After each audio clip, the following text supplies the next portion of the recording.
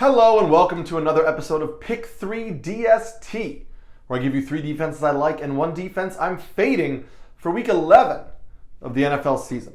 I'm your host Eric Samulski, and as always, these are not my full weekly DST rankings. If you want to see those, you can click the link below or go to RotoBaller.com, where my article will be updated throughout the week as we get weather information, injuries, and anything that I think changes the fantasy defense landscape.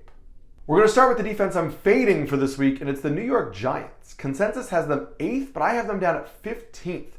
I love what Brian Daboll is doing with the 7-2 team, but I just don't see them as a defense play this week. They're pretty solid 13th overall in pressure rate, but they're 18th in turnover rate, they're 20th in sacks, they're 23rd in the rate at which opponents' drives end in a score, so they're pretty much an average to slightly below average defense, and now they're facing a Lions team that gives up the 16th most points to opposing fantasy defenses, so they're in an average matchup. So you have an average to slightly below average defense in an average matchup, which I think stacks up to them being pretty average at 15th. I just don't see a spot for them up at 8th right now this week. There are many other defenses I'd prefer to play. My sleeper defense for the week is the Washington Commanders. Consensus has them at 15th, but I have them at 3rd. Heading into the Monday Night Football game, they were 3rd in pressure rate, they were 4th in sacks, they were 9th in tackles for a loss, and then they held Jalen Hurts to just 203 yards of total offense, and they also turned the ball over, or got the Eagles to turn the ball over 4 times.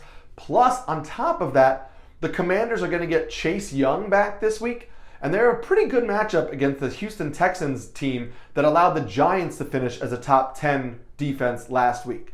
So this is a Commanders team that gets pressure on the quarterback, is getting their best defensive player back, and is in a plus matchup.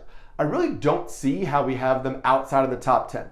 Yes, 3rd may be a little high. We'll see how that goes as the week goes on. But I do feel pretty confident the Commanders are going to be in my top 5, and I like them a lot as a play this week. My solid defense for the week is the New Orleans Saints. Consensus has them at 13th, but I have them up at 7th.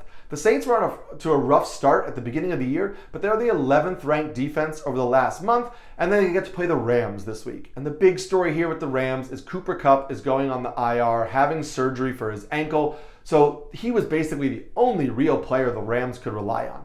In addition to that, you have Matthew Stafford coming off concussion protocol. We don't yet know if he's going to be cleared. We can assume he's going to play, but he's going to be throwing to Allen Robinson, Van Jefferson. That offense is just really not moving the ball at all. And then they just lost 2 more offensive linemen to injuries. They've really had problems protecting Matt Stafford, so getting fewer healthy offensive linemen on the field is just a real detriment. I think the Saints are a pretty solid play here, especially if they can get Marshawn Lattimore back on the field. And now my stud defense for the week is the New York Jets. Consensus has them at 12th, but I have them all the way up at 4th.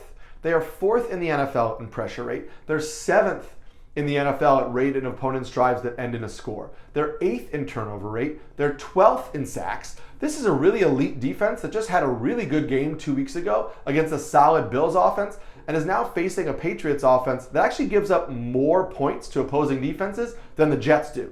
So I think there's an argument to be made that the Jets are actually the better defensive play here than the Patriots. At worst, they're both very strong options for this week, and I think having the Jets outside of the top 10 to me is a mistake. I think the Jets are a locked and loaded top 5 option this week. If you haven't yet, as a reminder, please hit that like and subscribe to get Pick 3 DST every single week, as well as the rest of our RotoBaller content, our start-sit videos, our rankings videos, and our DFS videos, so we can help you throughout the season not only win your leagues, but win you some money.